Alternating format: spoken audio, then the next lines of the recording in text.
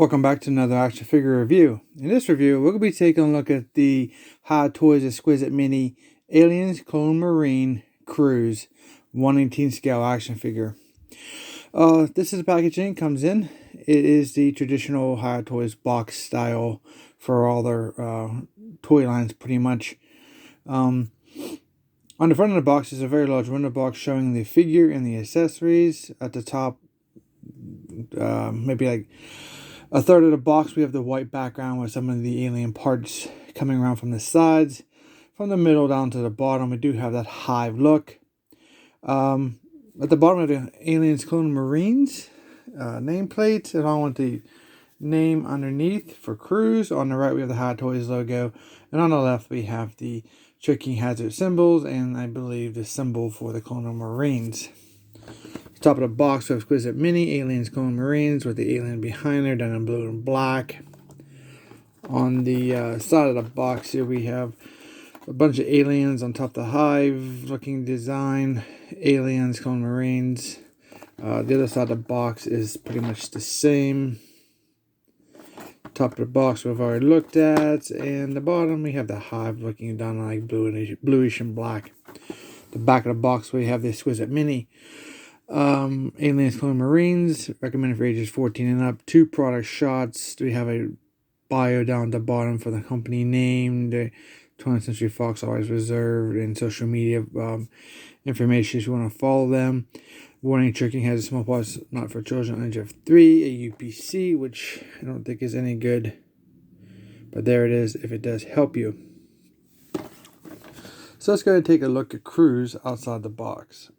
So there's a picture of the backdrop inside the box and what Cruz looks like inside the clamshell. Okay, we have Cruz. Looks pretty cool. We have the brown hair. Face is pretty standard. No expression. Brown eyebrows. Eyes are painted nicely. Or it could be a waterside decal. I'm not sure. We have the red, the green, and the black, and some brown maybe vest. Kind of follows suits with Redding and Bella. He has a black t-shirt underneath. He has his name on his vest there. It says Cruz. We have a strap across with some shells, maybe shotgun shells. So the skin tone is kind of off for me. It kind of has a weird coloring to it. Maybe you got too much yellowish in it. He does sport some black gloves with fingers cut out, and top of his hand has a section cut out also. He does have a black belt. He has 2 gray bags on his sides, one on this side and one on that side. So the back of it of the figure looks like. He's sporting the same camo pants as all the Colonial Marines. We have the grays, the bluish, greenish, and the white. We do have a pistol holster here. We have a flat blackish boot. And then we have his robot mechanical leg here. So let's go ahead and take a 360 look at the figure.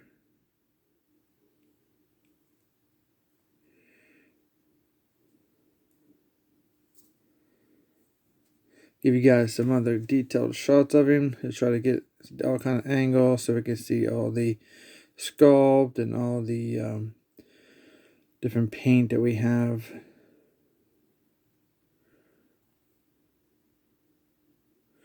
There's some pretty decent aesthetics, not bad at all. And here's a look at that pig leg type thing for their overall sculpt work. Looks like he does have like a split here between his toes, if you can see that or not. It's very close. You can see the light going through it. Alright, for the articulation, the figure, I had to heat this figure up to get it to be loose. There you can see here in some of the joints to where the joints were painted out and the paint has kind of come off the joint. So that is one of the overall aesthetic looks that kind of takes away from the figure because you get that paint to come off and you have more of a clearer type joint inside the actual joint itself. So for the head, it rotates 360. This one's kind of an odd type design because the pig sits way back into the head. And as you can see right there, so in certain poses, it kind of looks a little like, what? So be aware of that. He does raise up. He can look up pretty good. I'm back to stationary for down because of the way that pin sits so far back in the neck. These arms do rotate 360. They do raise up about that much. Like that. Bendable elbows, 360 at the elbow. Now for the wrist, it's kind of interesting because this one here, let's see, one of these have a joint, and I believe it's not this one. This is 360 only. This is a 360, but it has an in and out like this, which is good for like if you want to hold this gun, I guess. But that's like that. So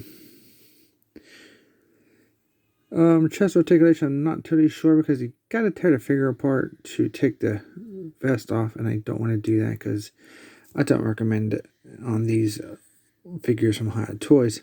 It does have a waist rotation there, but it's very stiff. Notice there, it will probably do a 360, but it's giving me a lot of resistance. Can't suppose the leg is too far because of the two pouches. Gets in the way. He has thigh rotation here. You can see here and here. It's really hard to articulate because of the overall, you gotta hold that little ball here on the joint. But believe it or not, he probably is the one that sits the best. So that's definitely a huge plus. So for this leg, he has double jointed knees, and they will go all the way back. So you can see, it's really hard to get them to articulate that without risk of breaking it. And for this foot, it does pivot down. And it does pivot up just a little bit. No rotation at all. Now for this leg, because of his peg leg, this rotates 360 inside that leg piece. If you want. It's a little stiff now because it's not warm anymore after I heated it. So I got to work on it some more. There is a bendable knee. It is a single joint knee, but it goes up that much on the peg leg. And I don't, there might be, yeah, there is actually ankle articulation. It pivots down about that much, and you can get it up about that much. So it's pretty cool. My biggest fear about this is obviously you can see right there the paint coming off the shoulder. So it's really going to take away from the overall t-shirt look because I've actuated that joint. That's how the paint rubs off. So expect for paint rubs on these figures. Unless you're going to just pretty much display them in the box or take them out of the box and maybe get one pose and leave it sit. Or you may have to do some touch up.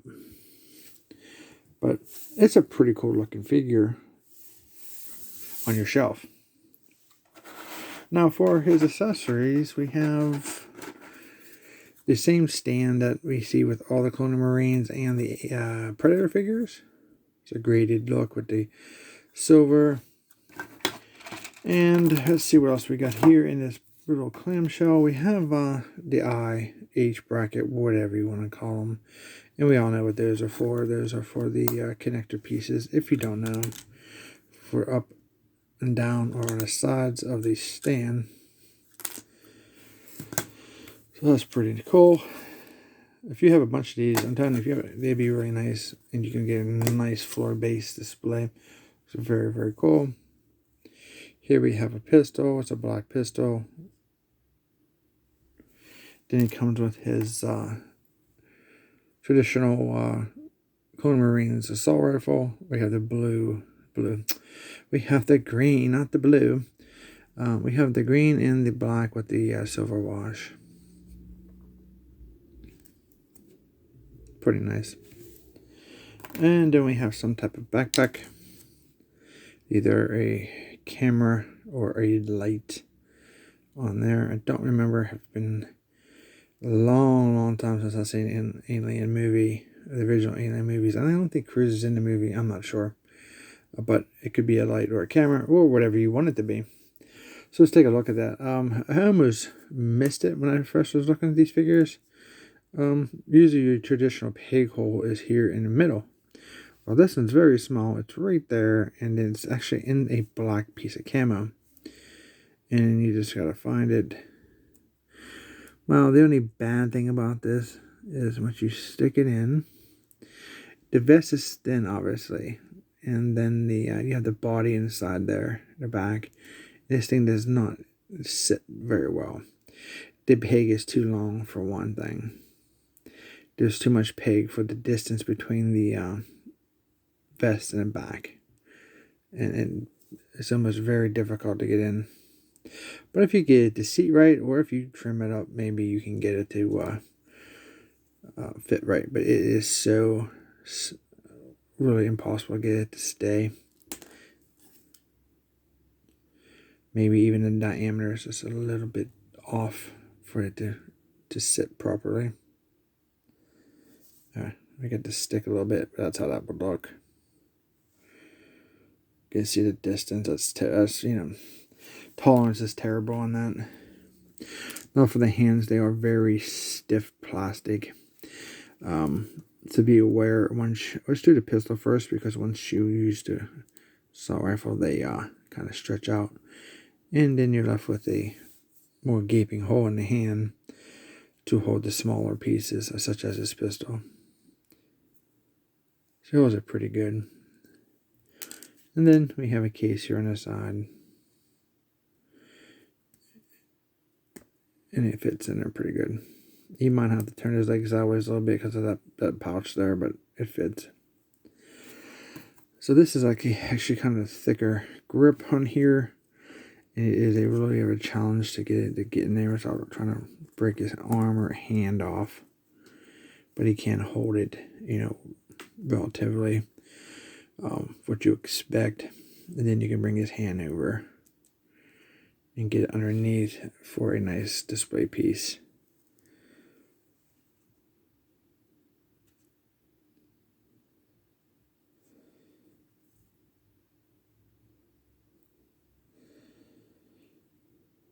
So it won't look bad if you can get this thing to stick on his back. This little device, I don't know if more than likely you probably have to cut that peg if you really wanted that feature, or cut it really, really close and glue it on. I'm not sure, but unfortunately, as is, it's not working for me. Like I said, it's the distance issue, I believe, not the diameter of the hole. Well, if you guys enjoyed this review of the Hot Toys Aliens Colonial Marines Cruise, if you did, don't forget to hit that thumbs up for me. Don't forget to subscribe so you don't miss any of our reviews. And don't forget to like and share the video, like I said. And then we'll see you guys on our next review. Thanks for watching.